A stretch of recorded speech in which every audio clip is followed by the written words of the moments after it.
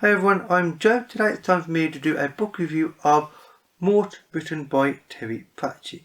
First of all, this was first published in 1987. It is the fourth novel in the Discworld series and the first book in the Death subseries. So, first of all, a word about the Discworld as a whole, and that is that the Discworld novels are not a sequential series, as in each book is not a sequel to the previous one. They are, however, based upon character sets. And indeed, this is the first one, as I said, based upon not just the idea of death, but the character of death, which is, in case you were wondering, yes, the traditional figure of a very tall skeleton wearing a big black cowl with the scythe, who ushers your souls into the next world. Quite traditional and rather strange and also brilliant. Anyway, so what is the Discworld? First of all, it is exactly as it sounds, at least on the surface. That is, it is a world that is a very large round disc, so the idea of the flat earth is sort of accurate, although it's certainly not in all respects, because this disc rests on the back of 4 giant elephants who themselves stand on the back of a very large world turtle, which, as you would expect, swims through the depths of space with its very large flippers. Sounds mad, and frankly it is, but it works extremely well, and it's just a brilliant setup overall. So, first of all, a synopsis of this particular novel. It starts off with the character of Mort, who is a young man. He's an adolescent, sort of coming into manhood, that sort of, coming of age type point. He hasn't exactly got a lot going for him, however, because he's, according to his parents, kind of useless at everything, frankly. He just sort of flails about uselessly, doesn't know how to do anything, which frankly sounds like this situation with teenagers quite often, from what I can tell and from what I can remember. And one day there is a hiring fair in the local town, which he attends. However, he is the last person there at the end of the day, and just before he thinks he has to go home in failure, who appears on their horse but Death? Yes, that is right, the large skeleton, as I mentioned. A little bit unusual. He was certainly surprised, but when he talks to Death, he finds out that Death wants an apprentice to maybe one day take over from him, or at least that's what it seems like, which is surprising. And after Death reassures him that being actually dead is not an actual requirement, he can be still alive and breathing and not look like a skeleton. He's quite happy to take that on, and his dad, who is there with him, also agrees that being an undertaker is a good idea, because with death, what you perceive is not what he actually is, because people's minds cannot cope with the reality of seeing the personification of death in person. Your mind doesn't see, therefore you don't see. Your mind creates an alternate reality essentially for you due to the magic level on the disc. This works, and his dad sees this tall, probably not very large man, as Death is, and thinks he's an undertaker, which works well. He doesn't want to see Death, and frankly, who wants to see Death and things like their son maybe going off to work with Death? It's a bit disturbing, frankly, for most people. Anyway, after this hiring fair ends, Mort goes off with Death, and he becomes the apprentice of Death. And eventually, he goes and meets the daughter of Death, adopted of course, called Isabel. They don't exactly get on well. They actually get on more like a house on fire, literal fire, but that is another story.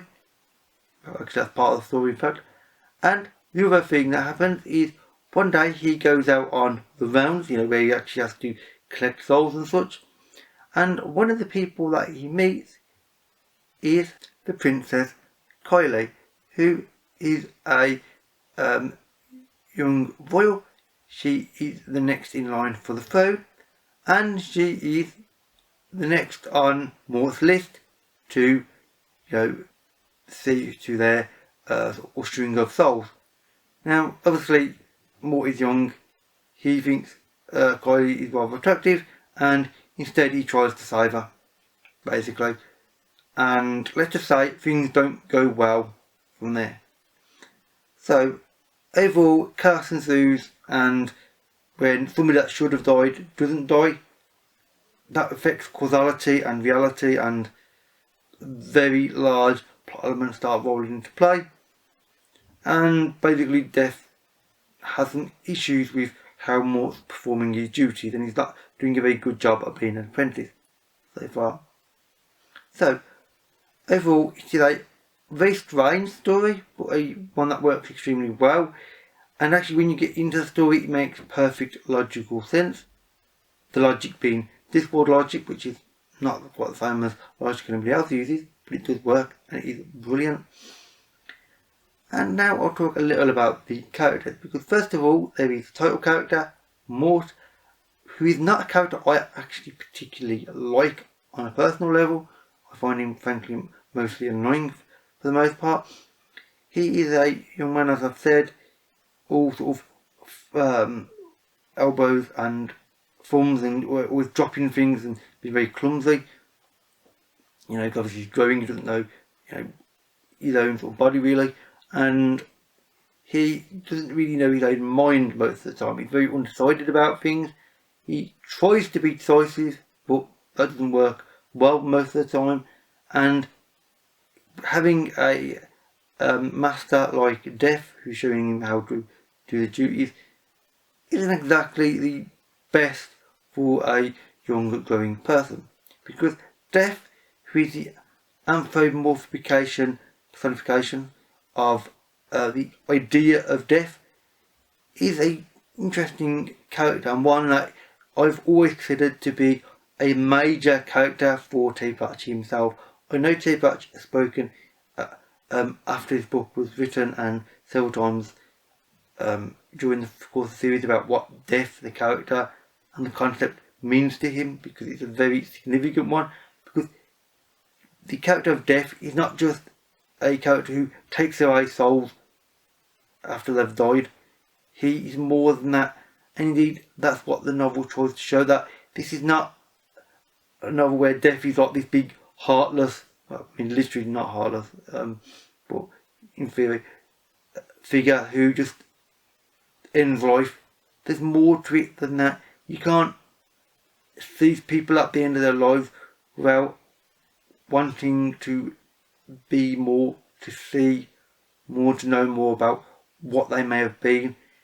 Death's got that ability, because of what he is. He's obviously not a real person, he's magical in a sense, and he's created by belief. Death exists in the universe. Everybody knows it does, and everybody believes it does. Therefore, that belief on the Discworld essentially distills itself in the form of death. And this idea of belief creating a figure like Death, who has a fully independent and sentient mind and actually likes things. He's a very big fan of cats. And there's a scene where he's working in a takeaway shop with a big pile of cats around him, let's say. I'm not going to say why he's working in a takeaway shop. Bit of a strange idea for Death, but he is. And the idea of him there with all these little cats, and he's there stroking the cats whilst making takeaway, is a strange one, but really adds to the character of Death, and indeed the overall character of all the characters in the novel.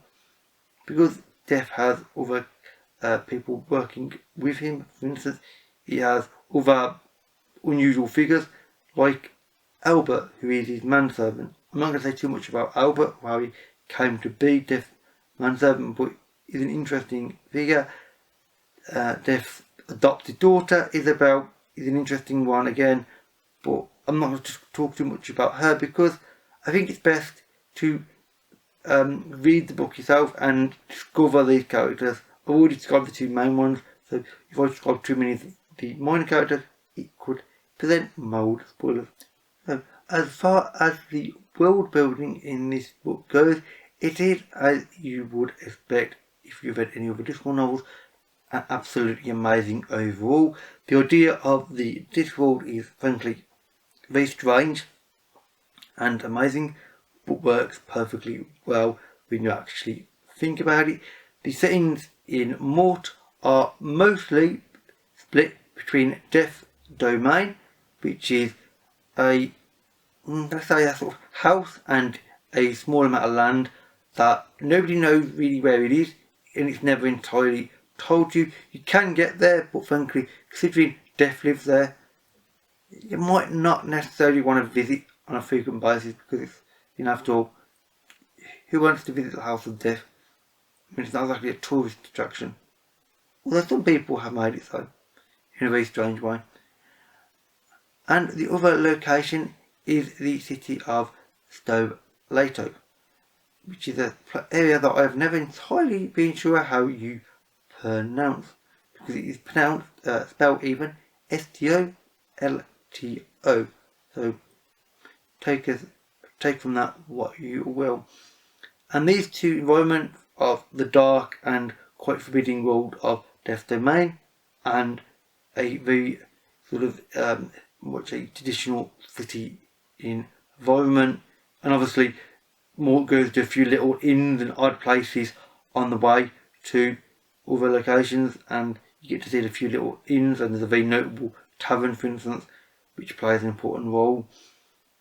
These are interesting locations, they are described well, they come into play really well, and you get to see a certain aspect of the life of the cities and the environments where the characters are going. The characters work well within the environments, but the environments other than Death Domain are not the all important thing. This is a character focused novel, specifically around Death and Mort and their interactions, mostly with certain other important interactions with certain characters thrown in as well. And that's what my personal focus and my take from this is. It's a character driven novel with some brilliant locations thrown in, amazing writings, and indeed some amazing ideas and themes as well. Because some of the ideas and themes that this talks about are, unsurprisingly, mortality, because of course Mort is at the start of his life, and death is, well, death is, he doesn't have a life, so it's a case of how do you mix a character that doesn't have a life and that is immortal with a character who is young, inexperienced and wants to learn. Learning from death is a bit of a strange position to be in, and frankly you're never entirely sure how Mort may end up. Will he end up to be a sort of nice, well balanced young man?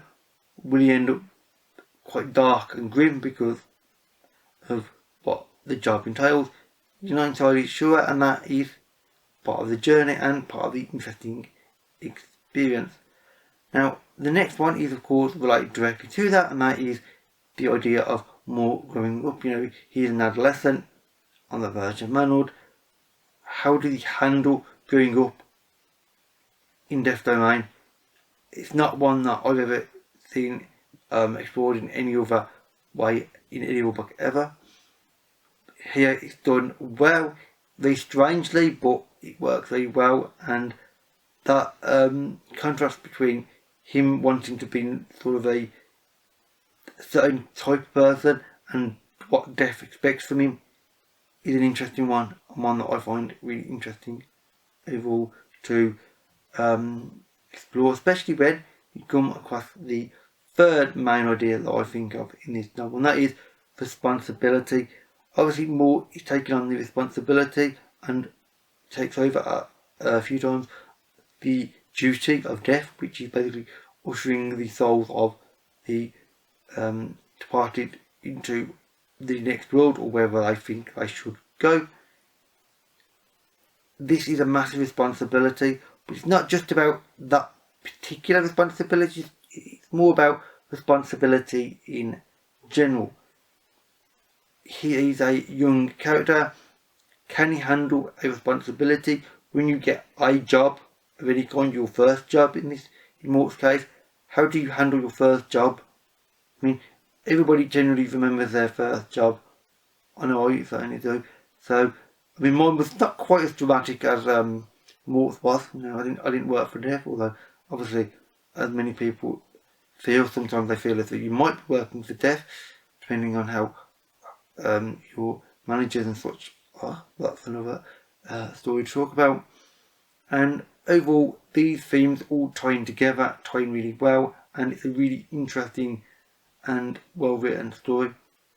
So overall, in summary, I would say this is a character-driven novel with an amazing world around it, with amazing ideas written behind it that make you really think and question certain aspects of things that we take for granted. And overall, I would highly recommend this Discord novel, because it is not my favourite Discord novel, but it's certainly an important one, and frankly, for the introduction of Death, it's quite an important novel and a valuable novel, which I would highly recommend.